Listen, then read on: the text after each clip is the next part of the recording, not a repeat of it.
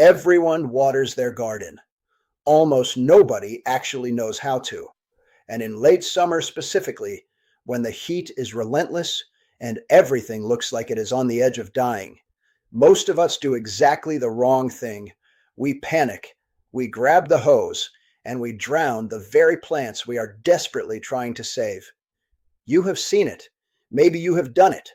Standing over a sad-looking tomato plant at 3 in the afternoon, hose running, convinced you are seconds away from losing it, when the plant was never actually in the kind of trouble your instincts were screaming about.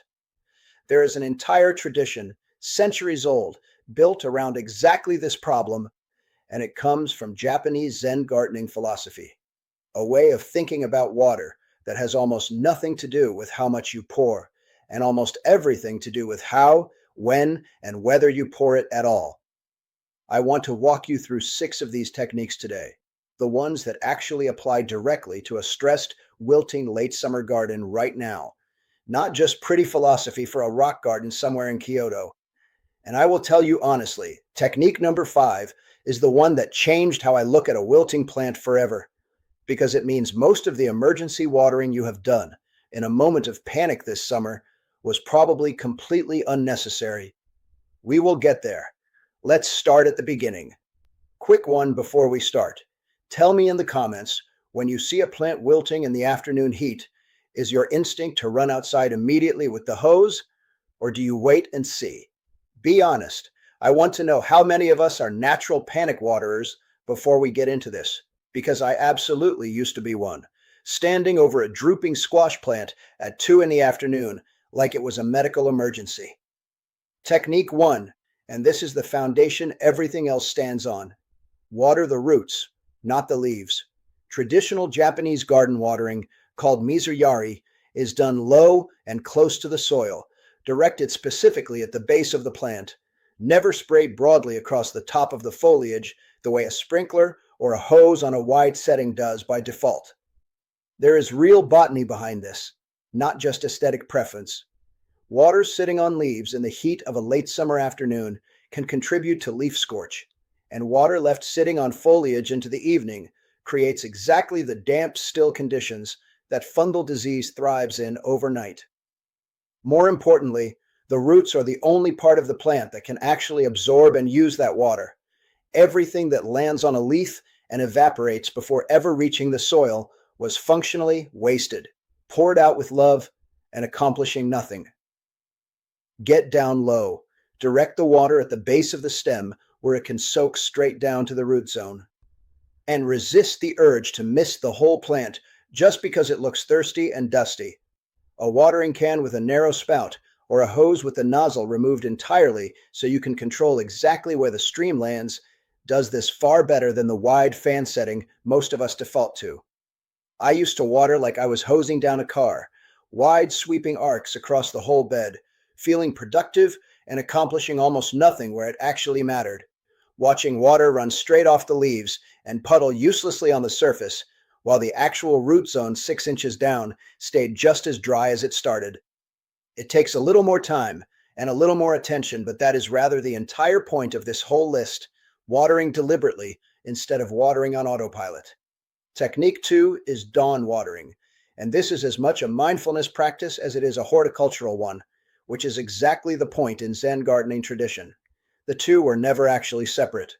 Traditional Japanese gardeners tend their gardens at first light, not because it is more convenient, but because it is the one part of the day when the garden is quiet, the air is cool, and there is time to actually be present with the plants, rather than rushing through a chore, squeezed between everything else. Watering in the early morning, before the real heat of a late summer day sets in, means far less of that water is lost to evaporation before it ever reaches the roots, and the plant heads into the hardest part of the day already hydrated, instead of trying to catch up once it is already stressed. Watering in the evening instead, which feels equally sensible on paper, leaves foliage wet all night, inviting exactly the fungal problems Technique 1 already warned you about. There's a concept in Japanese aesthetics called ma, the meaningful pause or space between things. And dawn watering is a practical version of it, a deliberate gap of quiet attention carved out before the rest of the day's noise starts. Get outside before the heat builds. Move slowly. Actually look at each plant while you water it, instead of rushing through with your mind already 3 tasks ahead. You will notice things, a change in color, a pest you would have otherwise missed, a spot that dried out faster than the rest. And that noticing is not a side effect of the ritual. Even 10 minutes moving bed to bed with a simple watering can rather than standing in one spot, blasting everything with a hose from a distance, turns a chore into the one part of the day when you are actually paying attention to your own garden instead of thinking about it in the abstract from inside the house. Technique 3, and it directly builds on what dawn watering just gave you. Listen before you water. Do not water because it is Tuesday, or because that is simply the day you always do it. Traditional Zen garden care treats every watering decision as a response to the actual, present state of the specific plant in front of you, not a fixed schedule applied uniformly regardless of conditions. Push a finger 2 inches into the soil before you decide anything. If it is still cool and damp down there, walk away.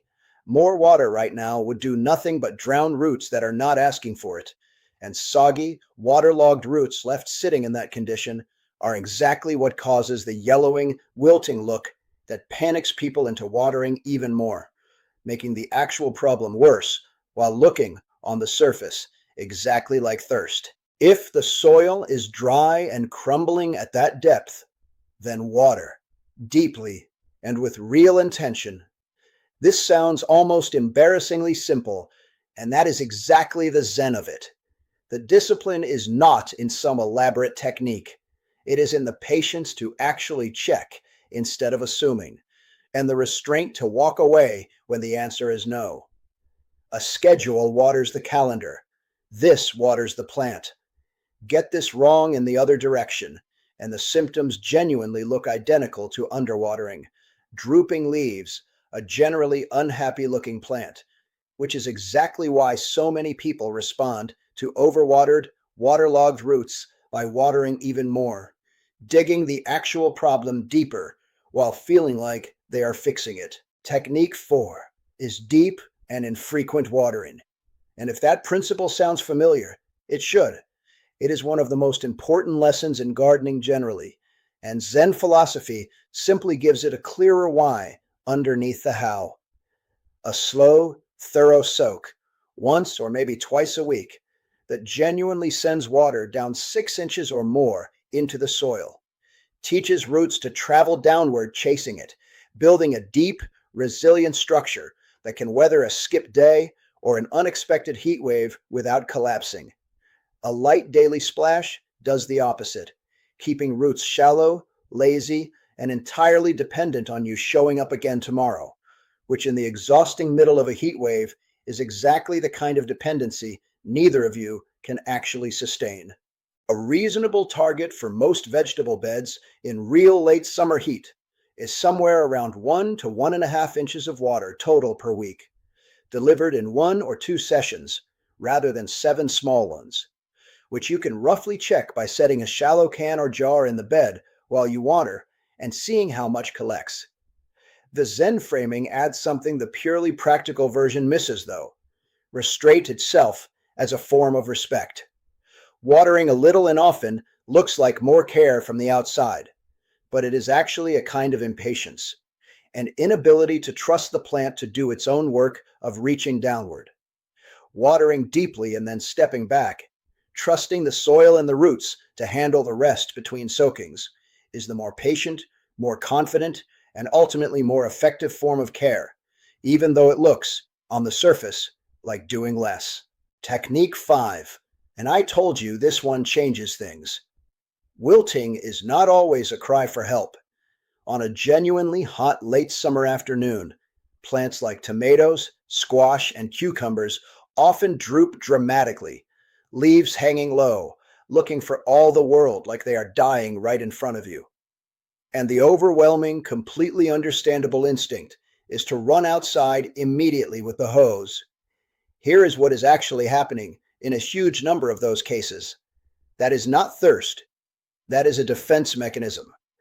The plant is deliberately reducing the surface area of its leaves exposed directly to the sun, curling and drooping on purpose to slow down how much water it loses through its leaves during the hottest, harshest hours of the day.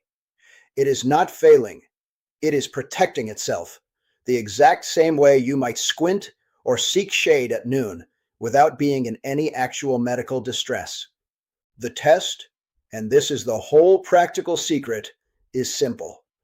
Look at that same plant again once evening comes and the worst heat has passed. If it is fully perked back up on its own, standing tall again, with no watering at all in between, then it was never actually thirsty. It was just weathering the day exactly the way it is built to. If it is still drooping hours after the heat has broken, cool evening air and all, that is a real, genuine cry for water. And now you should absolutely respond to it. Learning to tell the difference between temporary defensive wilting and true water stress means you stop watering out of panic and start watering out of information. And it will save you from the single most common late summer mistake there is: drowning an already stressed plant on top of heat it was already handling perfectly fine on its own. If that one landed the way it landed for me the first time I actually understood it, this channel is exactly where you want to stick around, because this is the whole thing I try to do here. Take the instincts that feel caring but are quietly working against you and replace them with what is actually happening in the plant. No sponsors, nothing being sold to you, just the actual mechanics underneath the panic. Following along just means you catch the next one. Nothing more than that. Technique 6. And it is less a technique than it is a way of thinking. Work with the decline, not against it. Late summer is not early summer, and a Zen approach to the garden accepts that plainly instead of fighting it. Some plants are simply winding down now, not because you failed them, but because that is where they naturally are in their own cycle. And pouring more water, more fertilizer, more anxious attention into something that has already given you its season does not revive it. It just exhausts you both. This is the principle of wabi-sabi showing up directly in the garden, finding a kind of acceptance, even beauty, in that natural fading, rather than treating it as a personal failure to be urgently corrected. The practical version of this is choosing where your limited water and energy actually go. A squash vine that has already given you a full harvest and is now yellowing and spent at the base does not need rescuing. It needs pulling so that compost, not water, becomes its next contribution. Lettuce that has bolted and turned bitter in the heat is not a watering problem at all. No amount of soaking brings back the sweetness once it has gone to seed. Direct real care toward what is genuinely still productive and worth carrying through to fall, and let the spent, naturally finishing plants finish. Knowing what to let go of is as much a watering decision as knowing what to soak. This is not resignation, and it is not giving up on the garden. It is redirecting the same care you would have spent forcing a finished plant to survive a little longer, towards starting a fast fall crop in that same space instead, which is very often a far better use of the water and the time you actually have left in the season. So there are the 6. Water the roots, not the leaves. Water at dawn and be present while you do it.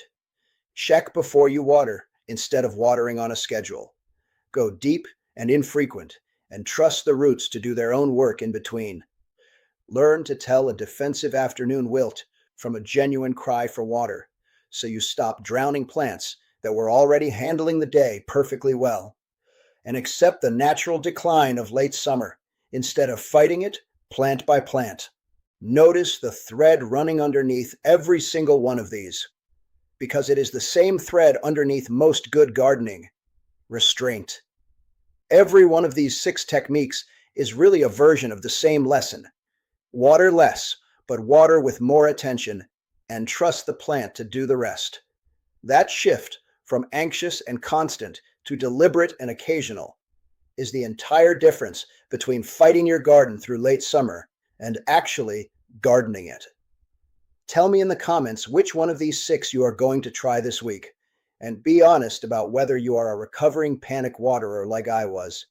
I read every single comment, and it genuinely shapes what I make next. If you want to go deeper on any one of these, subscribe so you catch it when it is out.